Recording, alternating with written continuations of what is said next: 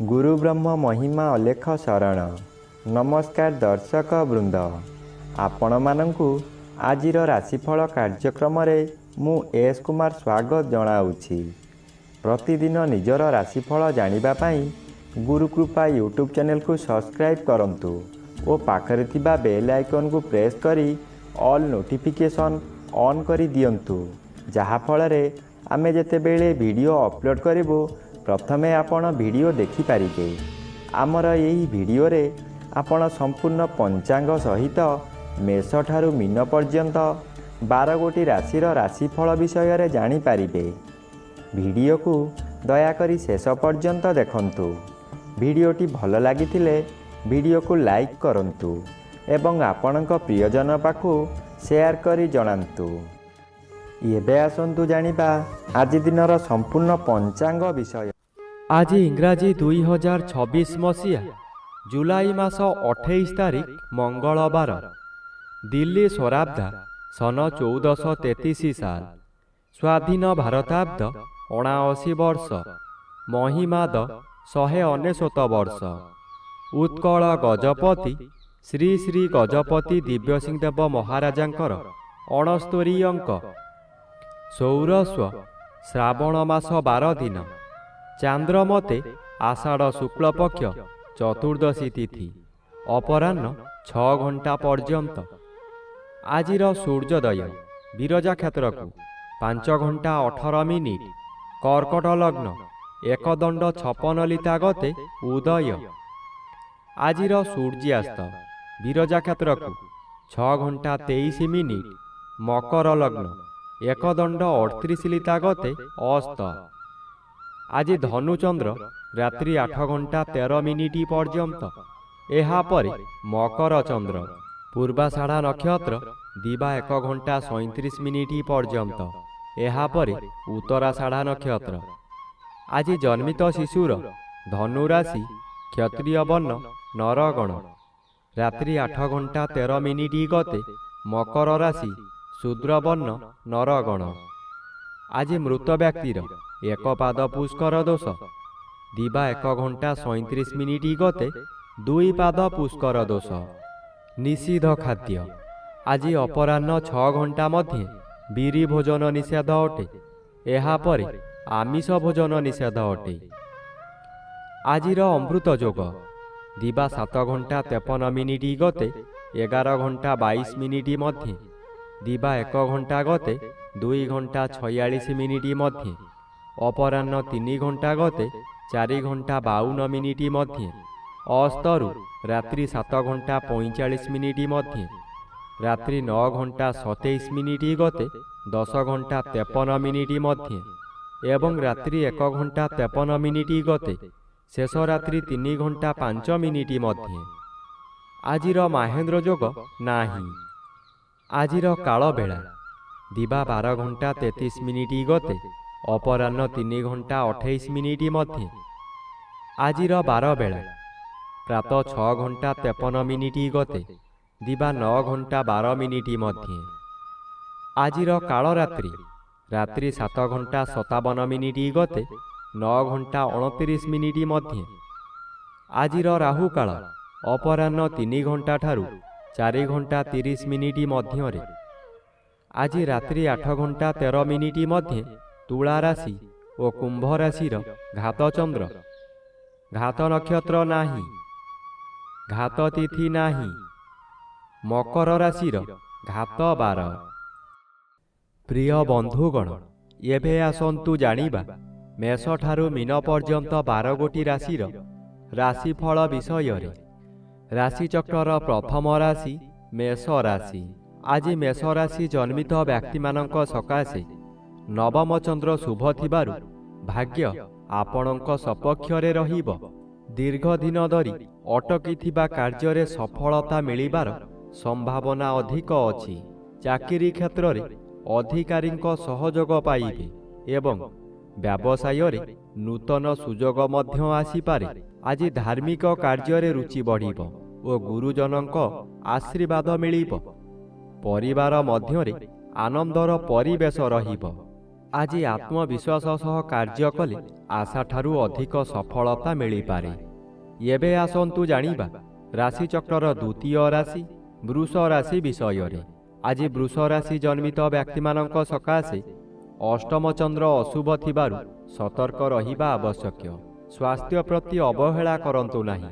ଯାନବାହନ ଚଳାଇବା ସମୟରେ ସାବଧାନ ରୁହନ୍ତୁ ଏବଂ ବିପଦପୂର୍ଣ୍ଣ କାର୍ଯ୍ୟରୁ ଦୂରେଇ ରୁହନ୍ତୁ। ପରିବାରରେ ଛୋଟ ଛୋଟ କଥାକୁ ନେଇ ମତଭେଦ ହୋଇପାରେ। ଆର୍ଥିକ କାରବାରରେ ଭଲ ଭାବେ ବିଚାର କରି ନିଷ୍ପତ୍ତି ନିଅନ୍ତୁ। ଆଜି ଧୈର୍ଯ୍ୟ ଓ ସଂଯମ ରଖିଲେ ବଡ଼ ସମସ୍ୟାକୁ ସହଜରେ ଏଡ଼ାଇ ପାରିବେ। ଏବେ ଆସନ୍ତୁ ଜାଣିବା ରାଶିଚକ୍ରର ତୃତୀୟ ରାଶି ମିଥୁନ ରାଶି ବିଷୟରେ। ଆଜି ମିଥୁନ ରାଶି ଜନ୍ମିତ ବ୍ୟକ୍ତିମାନଙ୍କ ସକାଶେ ସପ୍ତମ ଚନ୍ଦ୍ର ବାଧାପ୍ରାପ୍ତ ଥିବାରୁ ଅଶୁଭ ଫଳ ମିଳିବ। ଆଜି ଦାମ୍ପତ୍ୟ ଜୀବନ ଓ ସହଭାଗୀ ବ୍ୟବସାୟରେ ସତର୍କ ରହିବା ଭଲ। ଅନ୍ୟଙ୍କ କଥାରେ ପ୍ରଭାବିତ ନ ହୋଇ ନିଜ ବିଚାରରେ କାର୍ଯ୍ୟ କରନ୍ତୁ।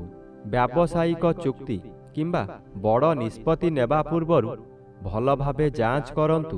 କ୍ରୋଧ ଓ ଅହଙ୍କାରରୁ ଦୂରେଇ ରହିଲେ ପରିସ୍ଥିତି ଅନୁକୂଳ ହେବ।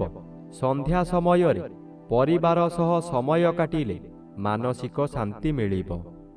ଏବେ ଆସନ୍ତୁ ଜାଣିବା ରାଶିଚକ୍ରର ଚତୁର୍ଥ ରାଶି କର୍କଟ ରାଶି ବିଷୟରେ। ଆଜି କର୍କଟ ରାଶି ଜନ୍ମିତ ବ୍ୟକ୍ତିମାନଙ୍କ ସକାଶେ ଷଷ୍ଠ ଚନ୍ଦ୍ର ଶୁଭ ଥିବାରୁ ଶତ୍ରୁଙ୍କ ଉପରେ ବିଜୟ ଲାଭ କରିବେ। କର୍ମକ୍ଷେତ୍ରରେ ଆପଣଙ୍କ ପରିଶ୍ରମର ଫଳ ମିଳିବ ଏବଂ ଅଧିକାରୀଙ୍କ ଠାରୁ ପ୍ରଶଂସା ପାଇବେ। ବ୍ୟବସାୟରେ ଲାଭ ବଢ଼ିବ ଓ ପୁରୁଣା ସମସ୍ୟାର ସମାଧାନ ହେବ। ସ୍ୱାସ୍ଥ୍ୟରେ ସୁଧାର ଆସିବ ଏବଂ ମାନସିକ ଉତ୍ସାହ ବଢ଼ିବ। ଋଣ ପରିଶୋଧ କରିବାର ସୁଯୋଗ ମଧ୍ୟ ମିଳିପାରେ। ଆଜି ଦିନଟି କର୍ମ, ପ୍ରତିଯୋଗିତା ଓ ସେବାମୂଳକ କାର୍ଯ୍ୟ ପାଇଁ ଅଧିକ ଶୁଭ ରହିବ। ଏବେ ଆସନ୍ତୁ ଜାଣିବା ରାଶିଚକ୍ରର ପଞ୍ଚମ ରାଶି ସିଂହ ରାଶି ବିଷୟରେ। ଆଜି ସିଂହ ରାଶି ଜନ୍ମିତ ବ୍ୟକ୍ତିମାନଙ୍କ ସକାଶେ ପଞ୍ଚମ ଚନ୍ଦ୍ର ଶୁଭ ଥିବାରୁ ଛାତ୍ରଛାତ୍ରୀଙ୍କ ପାଇଁ ଦିନଟି ଅତ୍ୟନ୍ତ ଭଲ ରହିବ। ପଢ଼ାଶୁଣା ଓ ପ୍ରତିଯୋଗିତା କାର୍ଯ୍ୟରେ ସଫଳତା ମିଳିବ। ସନ୍ତାନଙ୍କ ପକ୍ଷରୁ ଶୁଭ ଖବର ମିଳିପାରେ। ପ୍ରେମ ସମ୍ପର୍କରେ ମଧୁରତା ବଢ଼ିବ।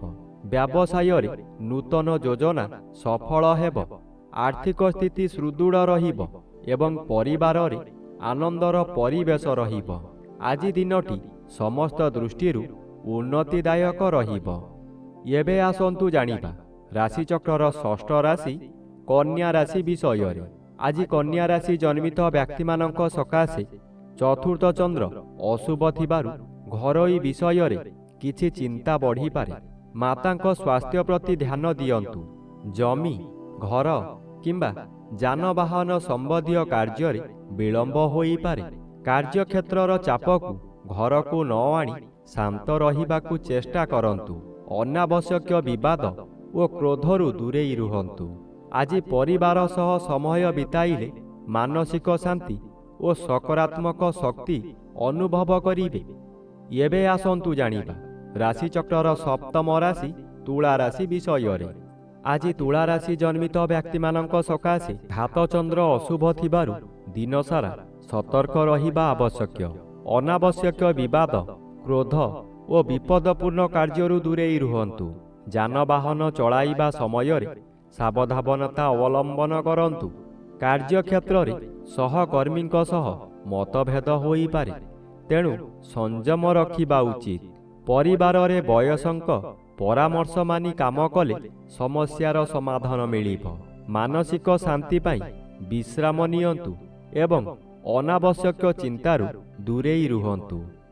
ଏବେ ଆସନ୍ତୁ ଜାଣିବା ରାଶିଚକ୍ରର ଅଷ୍ଟମ ରାଶି ବିଛା ରାଶି ବିଷୟରେ। ଆଜି ବିଛା ରାଶି ଜନ୍ମିତ ବ୍ୟକ୍ତିମାନଙ୍କ ସକାଶେ ଦ୍ୱିତୀୟ ଚନ୍ଦ୍ର ଶୁଭ ଥିବାରୁ ଆର୍ଥିକ ସ୍ଥିତି ଭଲ ରହିବ। ଅଟକିଥିବା ଧନ ଫେରି ପାଇବାର ସମ୍ଭାବନା ରହିଛି। ପରିବାରରେ ଆନନ୍ଦ ଓ ସୁଖର ପରିବେଶ ରହିବ। କଥାବାର୍ତ୍ତାରେ ମଧୁରତା ରଖିଲେ ସମସ୍ତଙ୍କର ସହଯୋଗ ପାଇବେ। ବ୍ୟବସାୟରେ ଲାଭ ହେବ ଏବଂ ନୂତନ ଆୟର ସୁଯୋଗ ସୃଷ୍ଟି ହୋଇପାରେ। ଚାକିରିରେ ମଧ୍ୟ ଭଲ ଖବର ମିଳିପାରେ। ପରିବାର ସହ ସମୟ ବିତାଇଲେ ମନ ପ୍ରଫୁଲ୍ଲ ରହିବ। ଏବେ ଆସନ୍ତୁ ଜାଣିବା ରାଶିଚକ୍ରର ନବମ ରାଶି ଧନୁ ରାଶି ବିଷୟରେ। ଆଜି ଧନୁରାଶି ଜନ୍ମିତ ବ୍ୟକ୍ତିମାନଙ୍କ ସକାଶେ ଶ୍ରୀଚନ୍ଦ୍ର ଥିବାରୁ ଦିନଟି ସାଧାରଣତଃ ଶୁଭ ଫଳଦାୟକ ରହିବ। ଆଜି ମନରେ ଉତ୍ସାହ ବଢ଼ିବ ଏବଂ ନୂତନ କାର୍ଯ୍ୟ ପ୍ରତି ଆଗ୍ରହ ସୃଷ୍ଟି ହେବ। ପରିବାରରେ ଆନନ୍ଦମୟ ପରିବେଶ ରହିବ। ଚାକିରି ଓ ବ୍ୟବସାୟରେ ଉନ୍ନତିର ସୁଯୋଗ ମିଳିପାରେ।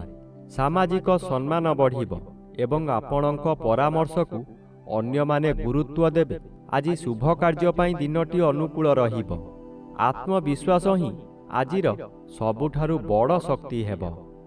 ଏବେ ଆସନ୍ତୁ ଜାଣିବା ରାଶିଚକ୍ରର ଦଶମ ରାଶି ମକର ରାଶି ବିଷୟରେ। ଆଜି ମକର ରାଶି ଜନ୍ମିତ ବ୍ୟକ୍ତିମାନଙ୍କ ସକାଶେ ଘାତବାର ଥିବାରୁ ବିଶେଷ ସତର୍କ ରହିବା ଆବଶ୍ୟକ। ଏହା ସହିତ ଦ୍ୱାଦଶ ଚନ୍ଦ୍ର ଅଶୁଭ ଥିବାରୁ ଅନାବଶ୍ୟକ ଖର୍ଚ୍ଚ, ମାନସିକ ଚାପ ଓ କାର୍ଯ୍ୟରେ ବିଳମ୍ବ ହୋଇପାରେ। ଦୂରଯାତ୍ରା, ବଡ଼ ବିନିଯୋଗ ଏବଂ ବିପଦପୂର୍ଣ୍ଣ କାର୍ଯ୍ୟକୁ ଆଜି ଏଡ଼ାଇବା ଭଲ। କାର୍ଯ୍ୟକ୍ଷେତ୍ରରେ ଧୈର୍ଯ୍ୟ ରଖନ୍ତୁ। କାହା ସହିତ ବିବାଦ କରନ୍ତୁ ନାହିଁ।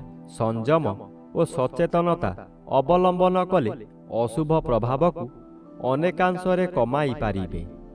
ଏବେ ଆସନ୍ତୁ ଜାଣିବା ରାଶିଚକ୍ରର ଏକାଦଶ ରାଶି କୁମ୍ଭ ରାଶି ବିଷୟରେ। ଆଜି କୁମ୍ଭ ରାଶି ଜନ୍ମିତ ବ୍ୟକ୍ତିମାନଙ୍କ ସକାଶେ ଘାତଚନ୍ଦ୍ର ଅଶୁଭ ଥିବାରୁ ଦିନଟି ସତର୍କତାର ସହିତ ବିତାଇବା ଉଚିତ। ଯାନବାହନ ଚଳାଚଳ, ଉଚ୍ଚ ସ୍ଥାନରେ କାମ କିମ୍ବା ବିପଦପୂର୍ଣ୍ଣ କାର୍ଯ୍ୟରେ ଅଧିକ ସାବଧାନ ରୁହନ୍ତୁ।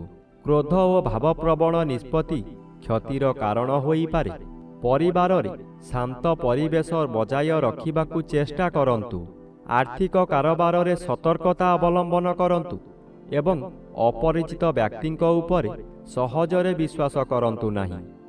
ଏବେ ଆସନ୍ତୁ ଜାଣିବା ରାଶିଚକ୍ରର ଦ୍ୱାଦଶ ବା ଶେଷ ରାଶି ମୀନ ରାଶି ବିଷୟରେ। ଆଜି ମୀନ ରାଶି ଜନ୍ମିତ ବ୍ୟକ୍ତିମାନଙ୍କ ସକାଶେ ଦଶମ ଚନ୍ଦ୍ର ଶୁଭ ଥିବାରୁ କର୍ମକ୍ଷେତ୍ରରେ ଉନ୍ନତି ଓ ସଫଳତାର ଯୋଗ ରହୁଛି। ଚାକିରିରେ ପଦୋନ୍ନତି, ପ୍ରଶଂସା କିମ୍ବା ନୂତନ ଦାୟିତ୍ୱ ମିଳିପାରେ। ବ୍ୟବସାୟରେ ଲାଭ ବଢ଼ିବ ଏବଂ ନୂତନ ଗ୍ରାହକଙ୍କ ସହ ସମ୍ପର୍କ ସ୍ଥାପନ ହେବ। ଉଚ୍ଚ ପଦସ୍ଥ ବ୍ୟକ୍ତିଙ୍କ ସହଯୋଗ ମିଳିବ। ପରିବାରର ସମର୍ଥନ ଓ ସାମାଜିକ ସମ୍ମାନ ବୃଦ୍ଧି ପାଇବ। ଦୀର୍ଘ ଦିନର ଯୋଜନାକୁ କାର୍ଯ୍ୟକାରୀ କରିବା ପାଇଁ ଆଜିର ଦିନ ଅନୁକୂଳ ରହିବ। ଆଜି ପରିଶ୍ରମର ଉଚିତ ଫଳ ମିଳିବ ଏବଂ ଆତ୍ମବିଶ୍ୱାସ ଆହୁରି ବଢ଼ିବ।